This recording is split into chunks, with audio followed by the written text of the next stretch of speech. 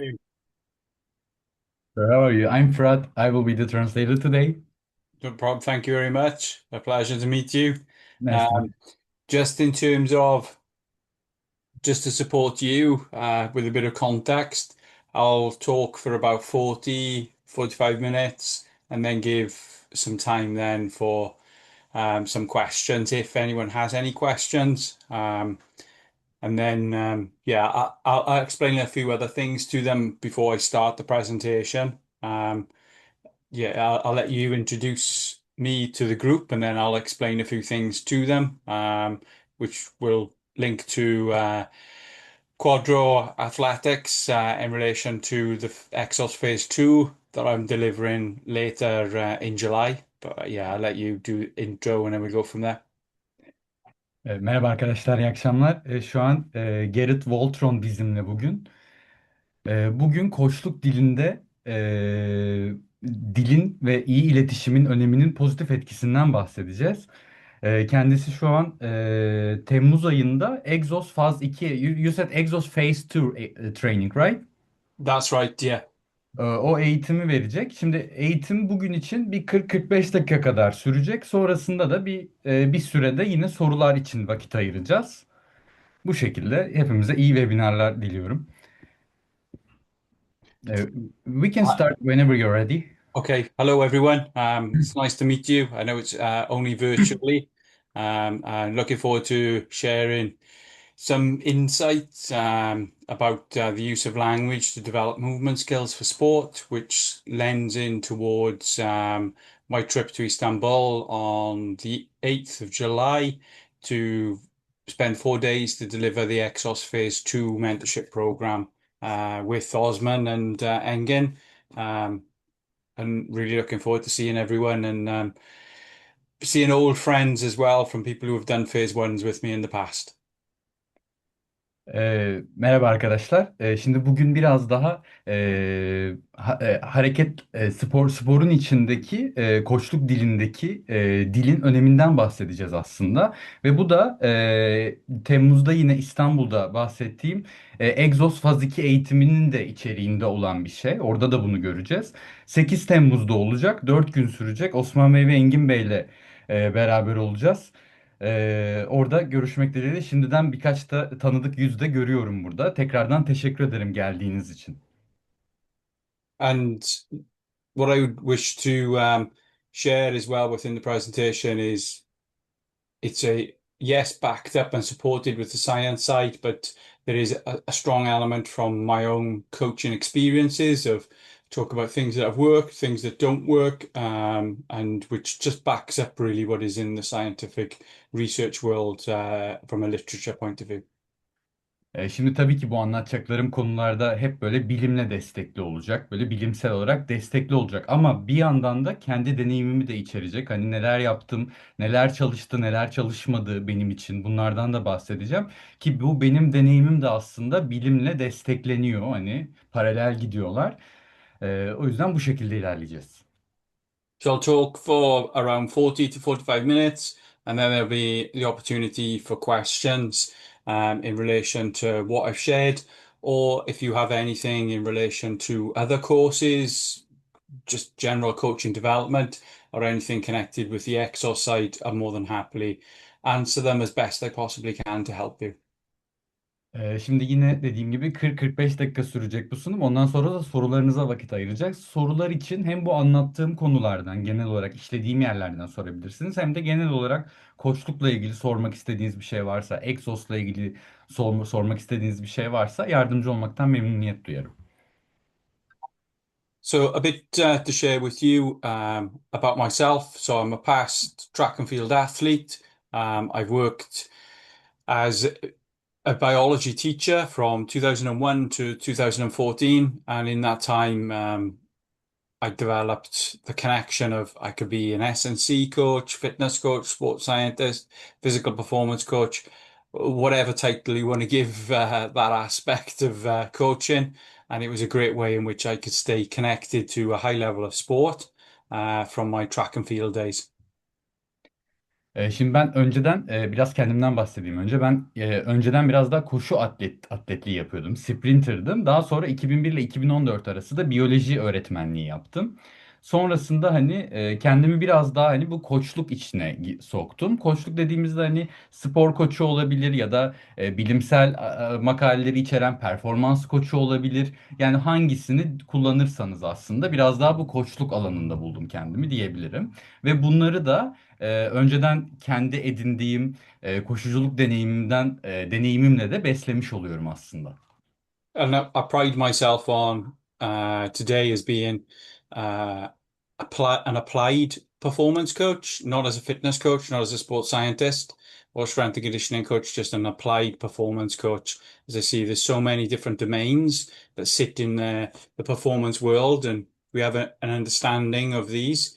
We can significantly influence performance as they're all interlinked from a holistic side. You said you are applied performance coach, but not.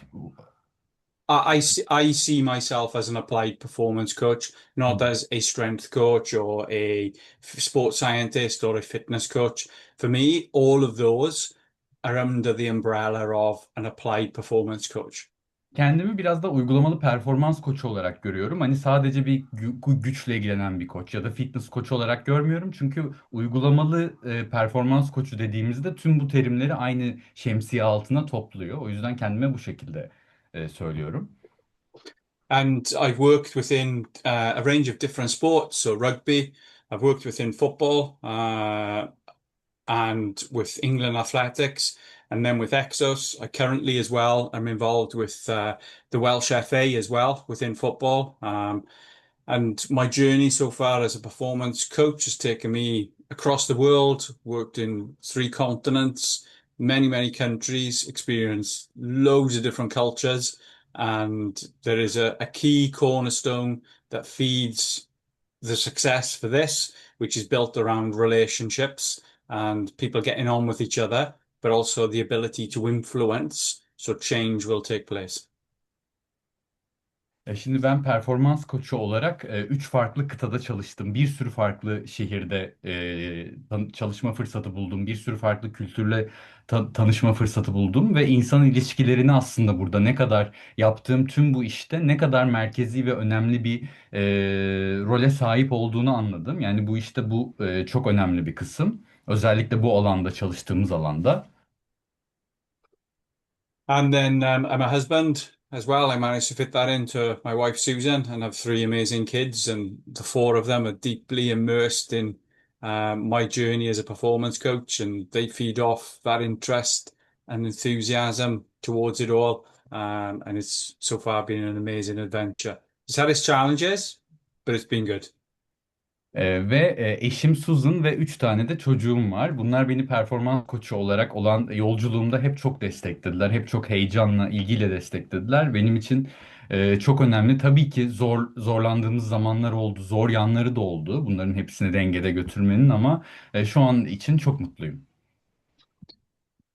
And I see that the use of how we use language is so critical in terms of playing that role of building the jigsaw. It's about when we use hard language, when we use soft language, but it all centers around that ability so we can have these effective relationships with people and knowing what sort of language we need to use with an individual or within a group setting as well.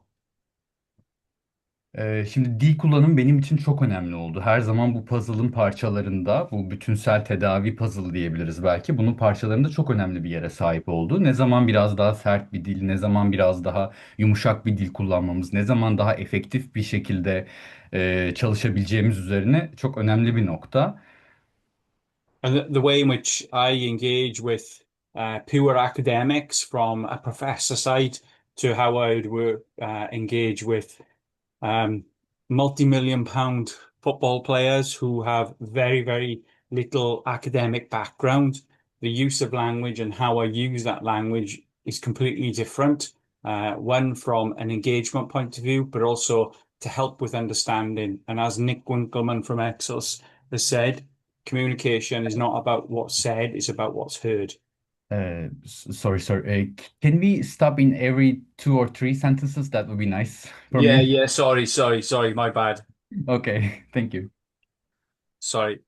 Uh, can you repeat that again, please? You said you Yeah. work with the professors, the elite athletes, and the use So of language was really important. yeah, so the use of language is so important if you're working with professors from an academic, real strong academic background in comparison to if you're working with multi-million pound football players who have very little academic experience, knowledge, just how their career has taken them. Tabii ki burada dil kullanımı şu şekilde çok önemli. Hani çok böyle akademide yol yapmış profesörlerle çalışırken ya da böyle multimilyon dolarlık elit futbol oyuncularıyla çalışırken ki bu futbolcuların akademik bilgisi belki çok az ve bu ikisi arasındaki farkta o kullandığımız akademik dil çok önemli. And the critical component that we all have to realize here is about them being able to understand what we are saying. And well-known coach from an Exos background would be Nick Winkelman, where he states and is supported with some research that he did with his PhD. Communication is not about what's said; it's about what's heard. What's the name of the person that said that? Nick Winkelman. Şimdi Nick Wien tabii ki şimdi burada söylediğimiz şeylerde ne kadar iyi anlaşılabildiği çok önemli aslında. Kime anlattığımızda kullandığımız dille beraber çok önemli. Nick Coleman'ın bir tane sözü var. Kendisi de Exos'ta bir trainer aynı zamanda. İletişim aslında bir şeyi ne söylediğinizden ziyade nasıl söylediğinizle alakalı bir şey. And he's so right in terms of the first sentence. And I'll give an example here where I've been presenting and Ferhat is translating. I need to be mindful of what I'm saying because of how much he can take on board to be able to then translate effectively back to you, the audience. Şimdi bu söyleyeceğim şeyleri tane tane söyleyeceğim. Çok daha net bir şekilde olması için ki Fırat da bunu tercüme edeceği için bunun iyi anlaşılmasını istiyorum. And it centers around what is heard, um, so we are able to interpret that information and then effectively act from that information that's shared. You said it's what is heard. It, it, it's it's a it's so important that we allow the individual to hear and pick up what we really want to emphasize, so they are able to one understand, but two, especially in the sporting world, they're able to then action what we've shared. Şimdi o yüzden söyleyeceğim şeyleri böyle çok vereceğim ipuçlarıyla beraber çok iyi anlamanız böyle ve değinmek istediğim noktaları iyi fark edebilmeniz çok önemli. Aynı anlamanın dışında da aynı zamanda bunu daha sonradan özellikle de spor ve performans koçu olarak aksiyona koyabilmek, kullanabilmek çok önemli olacak. And from an exercise side, just for me to more of um, share from my growth as a coach from a development perspective. Şimdi Exos açısından baktığımızda ben bir gelişimsel açıdan baktığımızda bir koç olarak gelişimim nasıl oluyor aslında? And it's a training system of 8 key components of how they are sequentially um, sequenced one after the other, ultimately to develop physical performance. Şimdi Exos açısından baktığımızda 8 tane anahtar komponent var. Bunlar aslında biraz daha birbirlerini sıra sıra takip ediyorlar gelişimsel olarak baktığımızda ki iyi bir performans açığa çıkarmak için. And sits very much around, this is the training system. This is what we prescribe from an exercise type to reps and sets and work to rest ratios, time and attention, and so on. But that's only a small breadcrumb in the whole of the process of developing an athlete.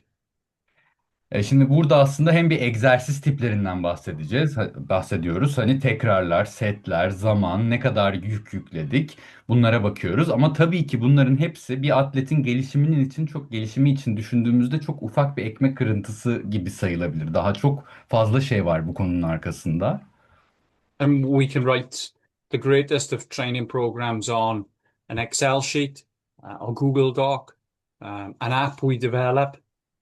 But at the end of the day, that training session will only sit on those platforms that we've written. It doesn't come to life unless we can communicate effectively. Yani tabii ki şunu da hatırlatmakta fayda var. En iyi tedavi programları hep Excel'lerde, kağıtlarda, dosyalarda olabilir. Orada en iyi programlamayı yapmış olabilirsiniz ama bu yaptığınız program bizim iletişimimizle beraber hayata dönüyor. O yüzden iletişim kısmı çok önemli burada. And this is where we use effective skills through body language will be a way to communicate through words, through actions, through effective demonstrations. But what it will also drive then is that an intrinsic motivation for the athlete to want to actually complete our program.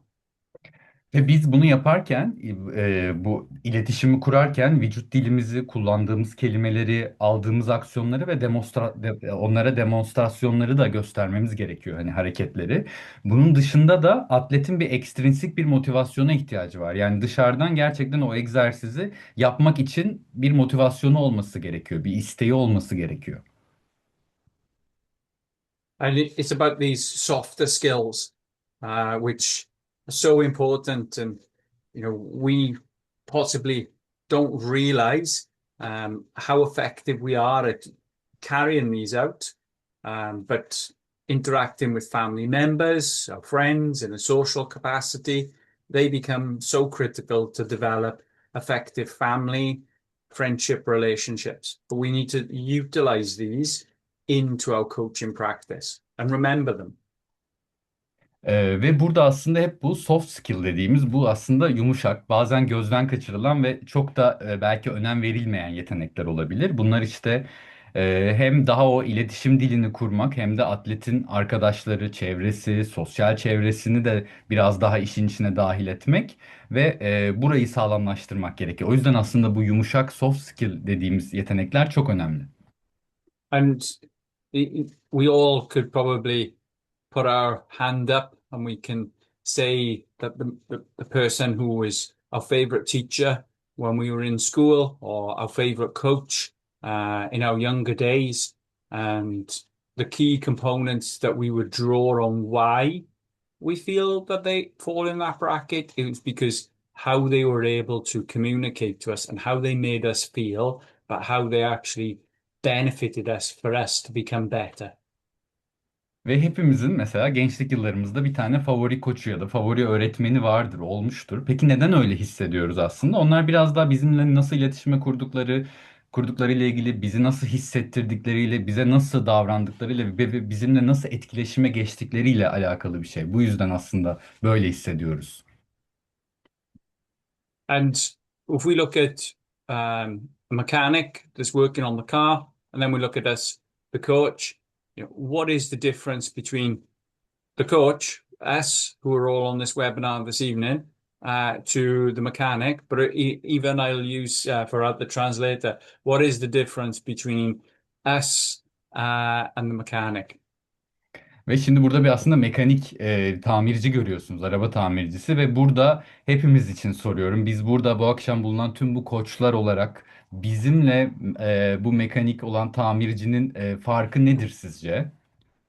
And we could even spin it around instead of saying what is the difference, we could look at what are the similarities. Ve bunu tersine çevirip şunu da sorabiliriz. Hani farkından ziyade benzer noktalarımız neler bu tamirciyle? And if we go with the similarities, well, it's a process driven, it's a step-by-step process that the coach, the Hı. mechanic, the translator work through. Ve Burada benzerliklerine baktığımızda ikisi de hani çeviriyi yapan kişi de biz koçlar olarak da ya da mekanik de hepimizin benzer özellikleri. Bunu süreçle yapıyoruz, adım adım yapıyoruz ve aslında bir mekanik bir şeyle de yapıyoruz. Bir süreci takip ediyoruz. Whereas the difference would be the mechanic is working on a machine that has zero an emotional intelligence. It doesn't respond unexpectedly to different variables. It's a simple, this bracket goes on this socket, this connection joins to this connection. Mekaniğe baktığımızda, farklarımıza geldiğimizde, şimdi mekanik çok daha duyusal kapasitesi olmayan bir şeyle, cansız bir objeyle çalışıyor. Cevap vermiyor o obje, farklı bir şey hissetmiyor, komplike bir yere gitmiyor, konu çok daha basit. Hani bunu buraya takıyoruz, bu kablo buraya bağlı, bunun bağlantısı buradan gidiyor gibi bir mekanik bir yolu takip eden bir obje var. Whereas, again, we could then come back to the similarity. There will be an outcome from the process that's carried out. Ama benzerliklerimize baktığımızda onun da bizim de ürettiğimiz sürecin bir çıktısının olacağını görüyoruz. And for us as coaches to understand, it's a bit around this 3P model of position, pattern, position, pattern, and power. Whereas position would be around mobility and stability, pattern, coordination, power, strength, qualities. Ve şimdi aslında kullandığımız yöntemlerden biri. This is not about the similarities, right? Yes. Similarities between the mechanic and us. No, no, this is about the process that we would go through as a coach. Evet, biz koçlar olarak ilerleyeceğimiz süreçte şu şekilde şunlara dikkat etmemiz gerekiyor. Bir, pozisyon, üç tane ana element var burada. Pozisyon, patern ve güç. Pozisyon dediğimizde mobilite, stabiliteden bahsediyoruz. Patern dediğimizde koordinasyondan, güç dediğimizde de kuvvet için gerekli olan özelliklerden, yeterliliklerinden bahsediyoruz. And we'll refer to this as being the technical model, based around if someone has good posture, it will influence their position. They have a good coordination pattern, it will influence then their power output. And what I mean technical model, it'll be what is the technical excellence of doing various things? What are the errors for E? And then C would be how are we going to coach these errors to go back to the top level of the technical model? Şimdi bu teknik bir model üzerinden düşündüğümüzde bir kişinin postürü iyiyse koordinasyon paterni de iyi olur. Koordinasyon paterni iyi olunca kuvvet yetenekleri de kuvvetini ve hareketlerini de daha iyi ortaya çıkarabilir. Şimdi teknik model dediğimizde bir yandan da teknik mükemmellikten bahsedebiliriz. Hani mükemmel olmak için neye ihtiyacımız var? Nereye gitmesi gerekiyor? Ne hatalar yapılıyor? Ve bu hataları biz nasıl düzeltebiliriz ki onun potansiyelinin maksimum noktasına çıkarabilelim? And that then brings me to if we just look at, and I'll keep this straightforward, but acceleration technique over um, a set distance of around 60 meters. Ee, Şimdi burada aslında çok basit tutacağım bahsettiğim şeyi. 60 metredeki bir hızlanma tekniğinden bahsedeceğim. 60 metre koşuda yapılan bir hızlanma tekniği bu. And we've got 0 to 15 meters would be that first acceleration zone where we're looking at that 45-degree angle, piston-like action, good arm drive in an extension way. And then after our acceleration, we're into our transition zone. I'm sorry, can you repeat the first Yeah, part again? I'm sorry.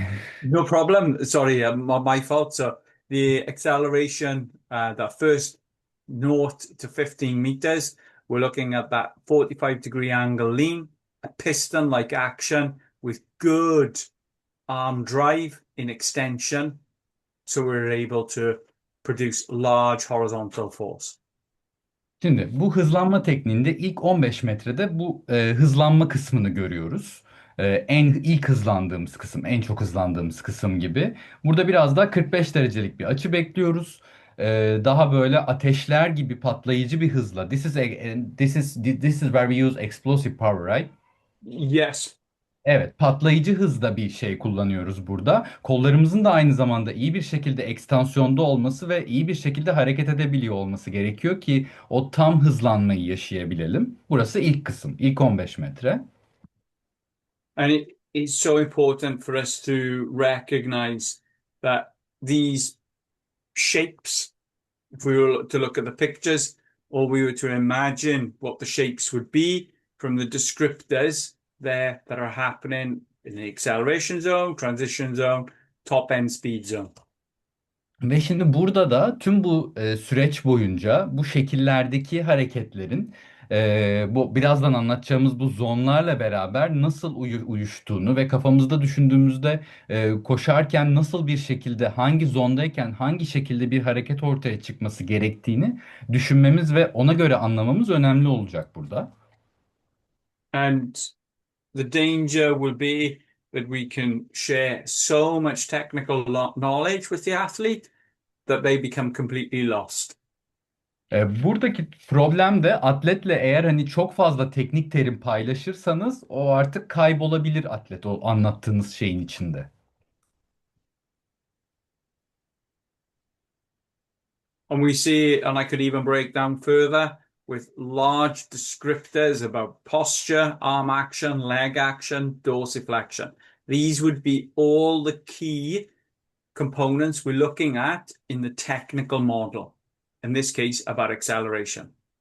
Şimdi teknik bir model üzerinde şu anda hızlanmadan bahsediyoruz. Konuşacağımız teknik başlıklar olacak. Bunlar postür, arm action dediğimiz kolun hareketi, kolun aksiyonu, dorsifleksiyon ve bacak aksiyonu yani bacak hareketi.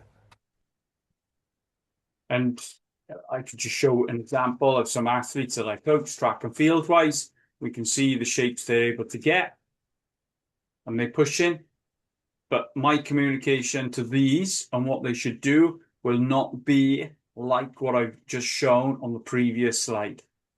Ve şimdi burada koşu yapan atletleri görüyorsunuz ve onların belirli dönemlerde hareket esnasında farklı hareketlerden geçtiğini görüyorsunuz. Ama ben bu atletlerle etkileşime geçerken, onlarla konuşurken az önce o slaytta gördüğümüz gibi hareketlere bağlı kalarak bir iletişime geçmeyeceğim. Benimki bir tık daha farklı olacak. So it's about us finding that way in which we are able to effectively influence how the athlete is going to be able to coordinate their body. So they're working together of various muscles for the production of certain forces. And we influence then the physiological side in terms of what's happening within the body as well. Şimdi burada koordinasyon dediğimizde aslında koordinasyon farklı kasların belirli bir hareket ya da kuvvet üretmek için etkili bir şekilde, beraber bir şekilde çalışması ve biz bunu yaptığımızda aslında biraz daha bu işin fizyolojisini etkilemiş oluyoruz. And we could even look at then multi-directional speed as a change direction, where it's the ability for the athlete to accelerate, their ability for the athlete to go back on themselves, slow down, shift laterally, rotate. Ve aslında burada bu multi hareketten bahsediyor olacağız. Burada işte atletin hızlanması, yavaşlaması, lateral fleksiyon yapması, kendi üzerinde geri dönmesi, geriye doğru kendini atması, geri geri gitmesi gibi bu multi segmental ve multi hareketleri içeriyor.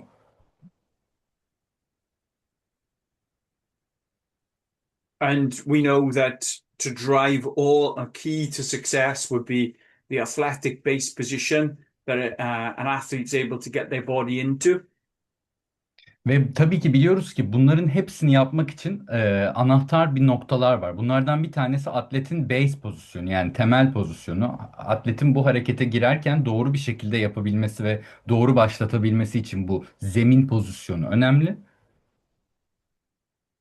And we know that that is based around stance, posture, where we're positioning our legs, but then more importantly, how then the athlete is able to load their feet in that base of support.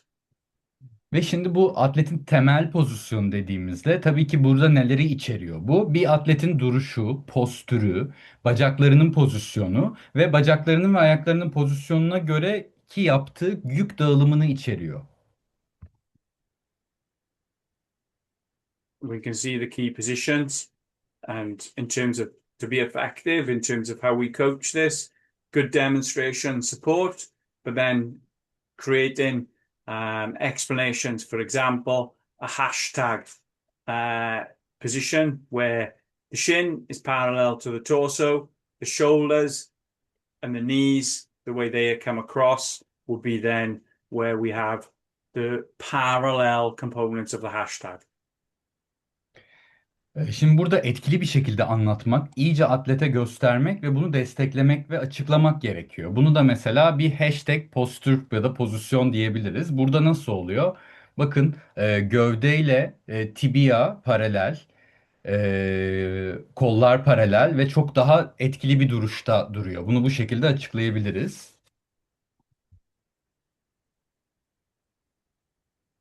Whereas we could talk about the then other components that make up change direction of shuffle, push and base leg action, foot position, cutting, low center of mass, wide base of support. Ve şimdi yön değiştirmeye baktığımızda yön değiştirmenin de komponentlerinde shuffle dediğimiz hareket var. Bunda da sol tarafta gördüğünüz itme ve bacağın temelde oluşturduğu hareket ve ayak pozisyonu önemli. Diğer kısımda cutting dediğimiz kısımda burada da daha vücut ağırlık merkezinin daha aşağıda olması gerekiyor ve daha geniş bir temel alanına sahip olması gerekiyor sağ taraftaki pozisyonda. Whereas the crossover of well body shape is really important, so we can create those angles for attack.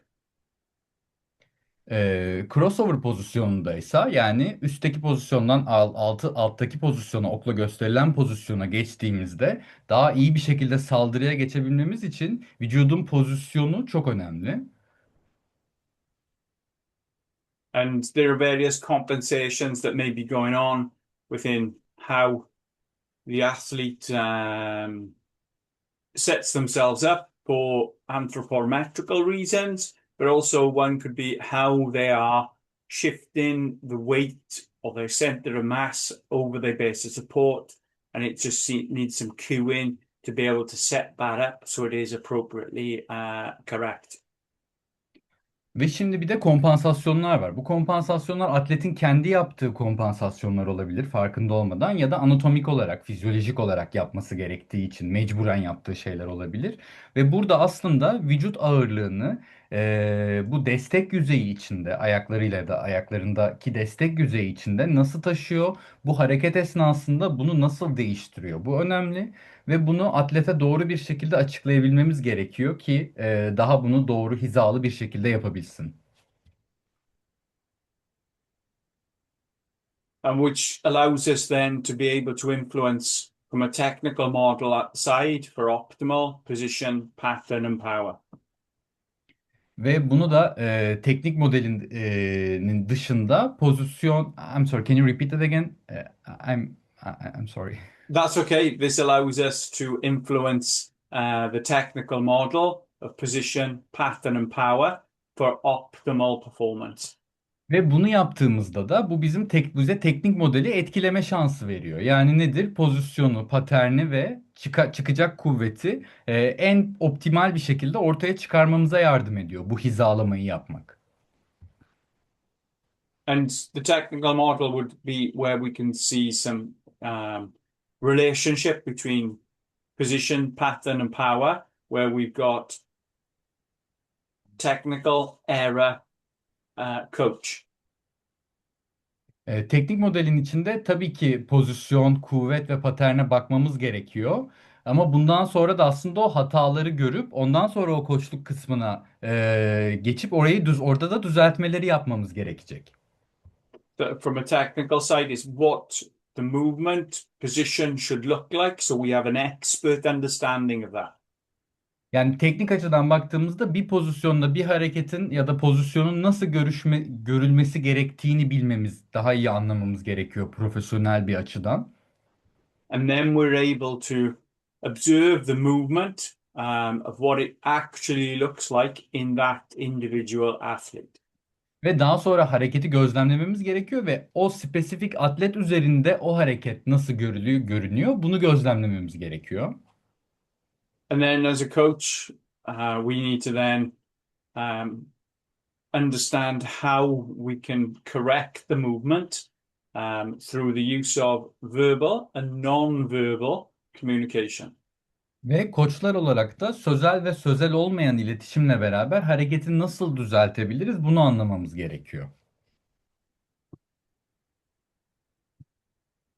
And if I give you an example here of a two arm, one leg Romanian deadlift, key components that we're looking for this to be effective would be a neutral spine, hip hinge, and cohesive sequencing on a concentric initiation via the glutes.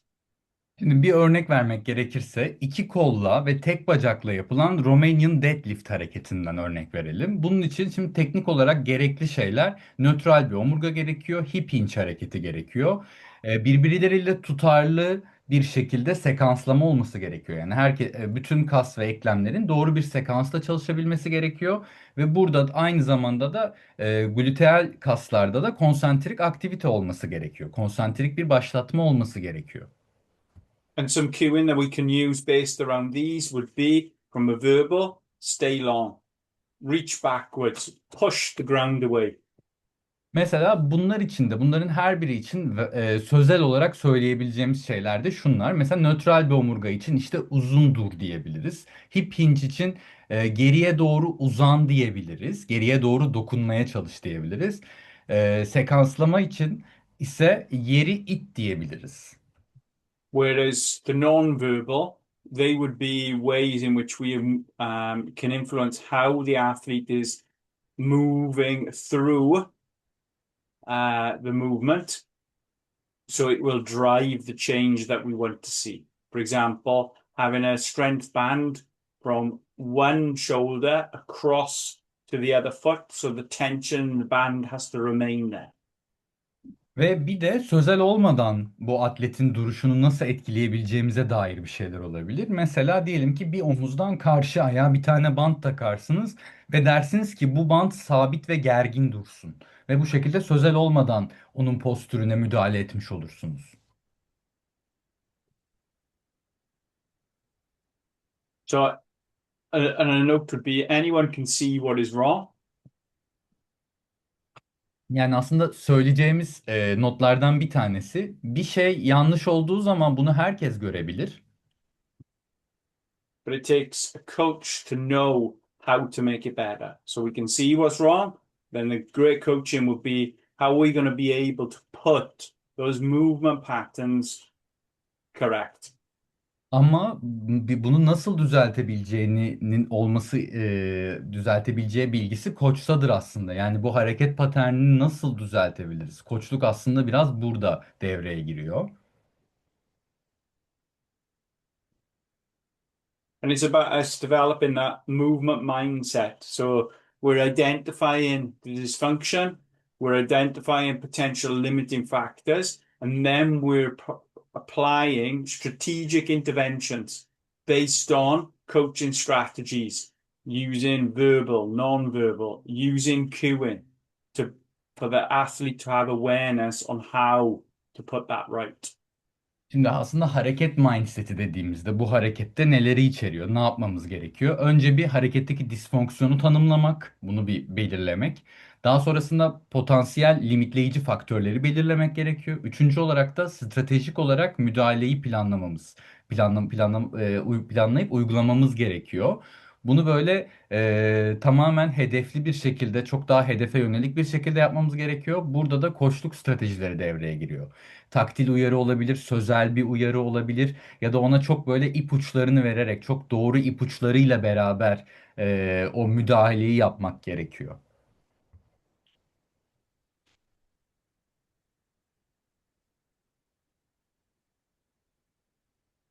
And then we got this coaching sequence of how we could break down and look at the different movement skills: posture, leg action, arm action, change of direction, posture, base of support, center of mass, leg, inside or out, arm action to help support and drive balance.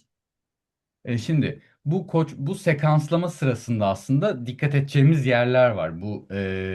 Bir kişiye koçluk yaparken o sekanslamada nelere dikkat edeceğiz? Şimdi hızlanma kısmında postüre, bacağın aldığı aksiyona ve kolun aldığı aksiyona bakacağız. Ama yön değiştirme sırasında postür kısmında bu sefer vücut ağırlık merkezinin ağırlık merkeziyle temelin, yani hareketin temelinin nasıl bir ilişkide olduğuna bakmamız gerekiyor. Ya da bacak hareketine baktığımızda bu sefer içeri mi dışarı mı gidiyor bacak, nasıl hareket ediyor, bunu görmemiz gerekiyor.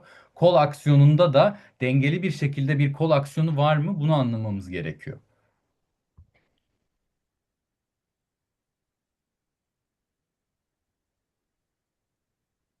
There will be ways in which we can influence with a progressive approach from shoulders, torso, and hips, with some soft tissue work, mobility and flexibility interventions, and then some sequencing and patterning work. And this will all be cued with using coaching tools, but also using verbal cueing.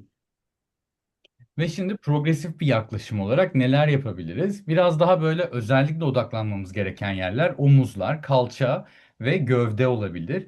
Bunun dışında odaklanabileceğimiz yerler yumuşak doku olabilir, atletin mobilitesi, fleksibilitesi olabilir ve bu paternleri, hareketleri yaparken doğru bir sekanslamada olup olmadığına, bu sekanslama kısmına biraz daha odaklanabiliriz ve bunların hepsi aslında aynı yere bağlanıyor. Hepsi yaptığımız bu ilerleyici progresif yaklaşımın içinde olan şeyler.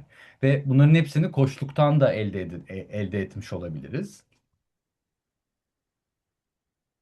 And we can use various methods in which how we are able to develop individual strength. But what is critical here is how this information will get shared, but also how we actually cue them in terms of within these sessions, as in explode through the ground, push the ground away, explode through your hips. Really important in terms of some internal cueing, but also some external cueing. Ve şimdi bu hareketleri yaparken, yani bu gücü ve kuvveti arttırırken atlette hem internal hem de eksternal böyle sözel uyarılar hem de pozisyonlama yapmamız gerekiyor. I'm sorry, can you repeat that again? E, Sorry. uh, the obviously for us to develop lots of different fitness facets, it's really important communication is effective in this. For example, by using internal or external cues of how to use the body. Ve şimdi tabii ki bu iletişimde bunlar vücudu nasıl kullanılacağına dair internal ve eksternal ipuçları çok önemli bir noktada.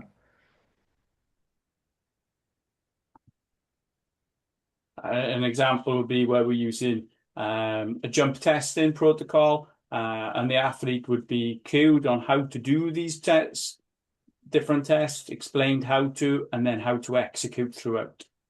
Ve şimdi burada bir zıplama testi var. Atlete de zıplama testini yaparken farklı şekillerde ipuçları verilmiş ve farklı şekillerde nasıl yapacağına dair bilgilendirme yapılmış, anlatılmış.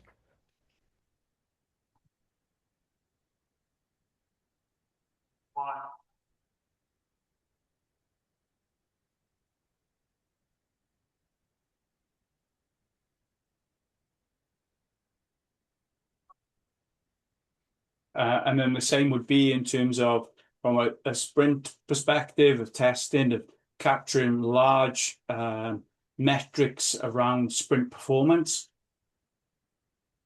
E, Capturing large metrics, what does it mean? So different sprint times at different distances. They are capturing. Yes. Okay, I'm sorry. I just wanted to understand. So Why? capturing would be just recording that information. Okay.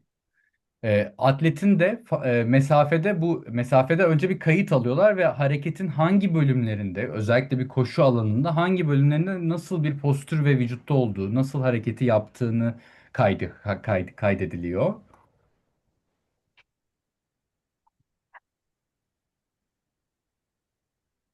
Just to, and tools that we can use that can help us to communicate, paint a picture would be, and these are easily accessible apps, would be the Kinevere app, My Jump 2 app. We could use the iPhone camera. We can use a functional movement screen, or we can use the app Runmatic. Ve atletin bu hareketini analiz etmek ve kaydetmek için kullanabileceğimiz basit şeyler var aslında. Bunlar çok basit şeyler olabilir. Bir tanesi Kinovea uygulaması olabilir. My Jump 2 aplikasyonu var. Bu olabilir. Herhangi bir iPhone kamerası olabilir. FMS olabilir. Functional Movement Screen, yani fonksiyonel hareket değerlendirmesi olabilir. Ya da Runmatic kullanabiliriz. Bunları kaydetmek için bu hareketleri. And there would be an example there of different ranges of exercises that are programmed in a sequential way from one to the next, but also different cues are used from a communication side to understand how to execute. Aynı zamanda farklı egzersiz metotlarını kullanabiliriz. Bunları farklı sekanslamalarla, farklı ipuçlarıyla beraber kullanabiliriz ve nasıl iyi çalıştığına, bunların ne kadar iyi çalışıp çalışmadığına bu şekilde bakabiliriz.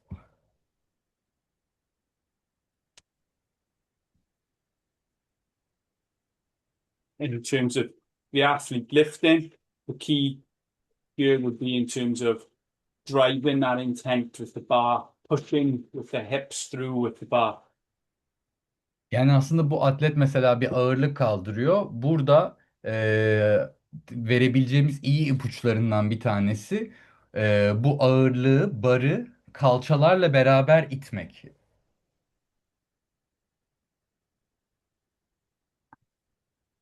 And the magic formula for me around in terms of developing the way in which we use our language and communication is just from a bit of belief in ourselves, taking risks, putting in the hard work of trial and error, but backing yourself.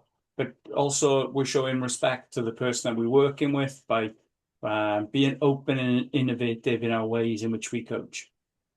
Ve aslında bu iletişimde benim için bu sihirli formül birazcık şunları içeriyor. Öncelikle hani sıkı çalışma, kendine inanması, disiplinli bir şekilde çalışması, birazcık bu denemeler yapıp hatalardan öğrenmek, disiplinli bir şekilde yapmak, risk almak ve o kişiye saygı duymak ve mümkün olduğu kadar bunu bir neşeyle, keyifle, tutkuyla yapmaya çalışmak ve genel olarak da gelişime, inovasyona açık olmak aslında bu sihirli formül.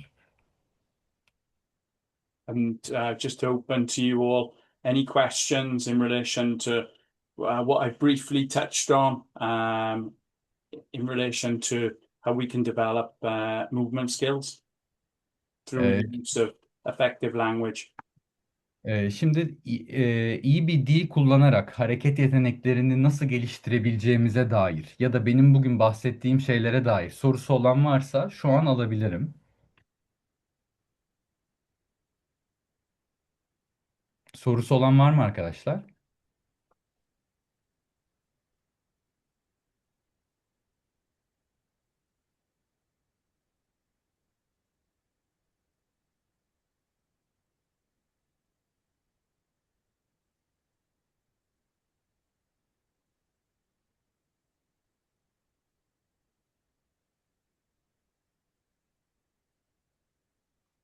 So hopefully I'll see some of you later on in early July for the phase one Exos mentorship. Sorry, the phase two, where we can take a real deep dive into how we can be effective as a coach. And an effective coach is an artist.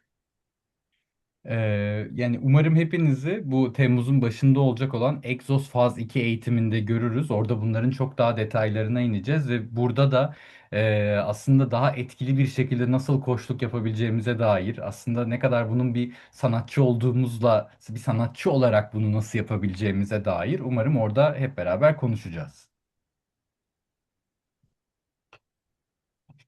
I'd just like to thank you all for your time this evening. And I know it's probably very hot in Istanbul and across Turkey. It's a bit like that now in the UK as well. Çok teşekkürler katıldığınız için. Şu an eminim ki Türkiye'de ve İstanbul'da da çok sıcak hava ama İngiltere'de de böyle durum. And have a good evening all. And for that, I'd like to really thank you for the great effort and sorry for overloading information at some points, just getting too carried away. No, no, it's okay. I'm sorry, but I just wanted to make sure that I understand and translate it in a good way. Thank you very much. That was really nice. Hope to see you again. Yeah, thank you very much. Take care. İyi akşamlar arkadaşlar. Bye bye.